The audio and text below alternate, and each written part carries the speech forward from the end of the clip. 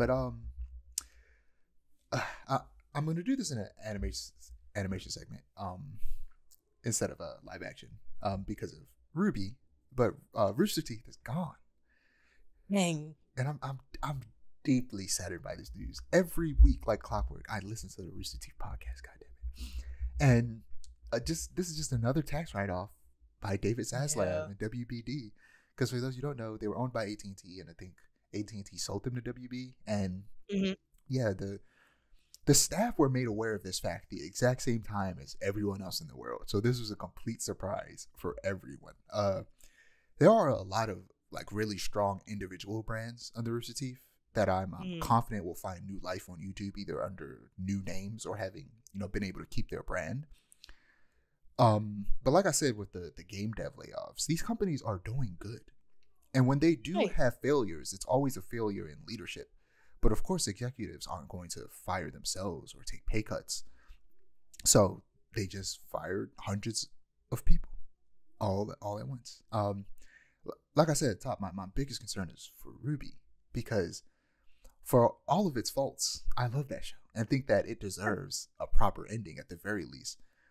But there are talks of WB selling the IP, so maybe someone who actually cares about Ruby will buy it, finish it up, and then potentially something that I been hoping and wanting them to do for a while, reboot, and retell the story with hindsight, and having either different writers or just the same writers that have grown over the like decade or so it's been around, and just enhance the story and the animation. I would still like it to be 3D animated. I don't think they should switch to 2D.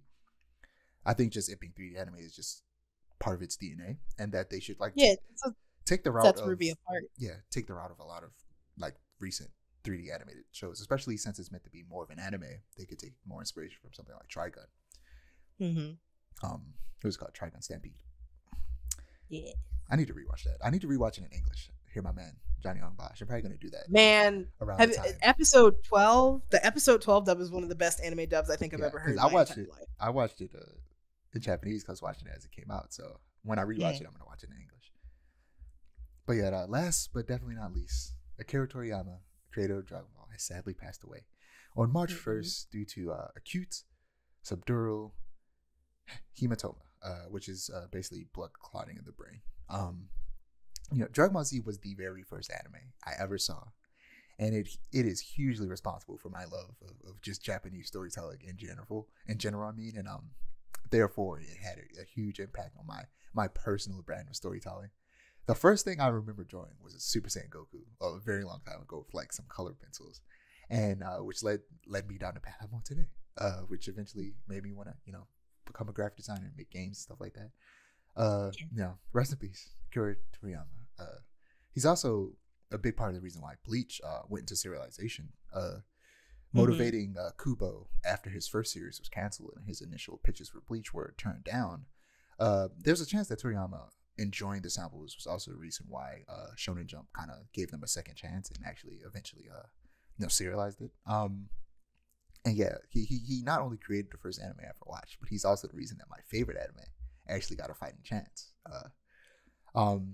He created a manga called Sandland that's being adapted into an open world mech game that's coming out sometime soon. That looks interesting. And one of the last projects he worked on is Dragon Ball Daima, where due to a conspiracy, Goku and his friends are turned small. In order to fix things, they'll need to head off to a new world. It's a grand adventure with intense action in an unknown and mysterious world. Since Goku has to make up for his petite size, he uses his power bowl to fight. Something that we haven't seen in a long time.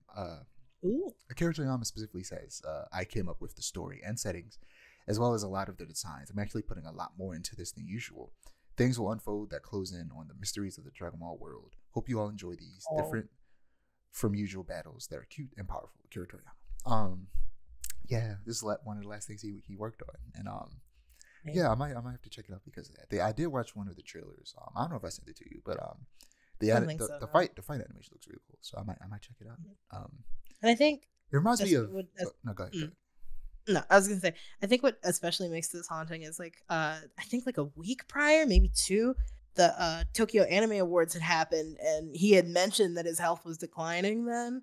Was like, I don't know how long my health will allow me to keep going, but I would love to, for the sake of like all the Dragon Ball fans. And it was just like I saw that a couple days after his passing, and I was like, damn. Yeah, I saw that too. It was very it was insane. Yeah. But yeah, what was it? Dragon Ball Daiba reminds me of Dragon Ball GT, where I forget exactly why. It has something to do with the Dragon Balls that Goku turned into a kid again, and a lot of people don't like Dragon Ball GT. I enjoy it. It's not like I love the Dragon best, Ball but GT. Dragon Ball GT is fine. And the first opening for Dragon Ball GT is my second favorite Dragon Ball opening, just after Dragon Soul from Dragon Ball Z Kai.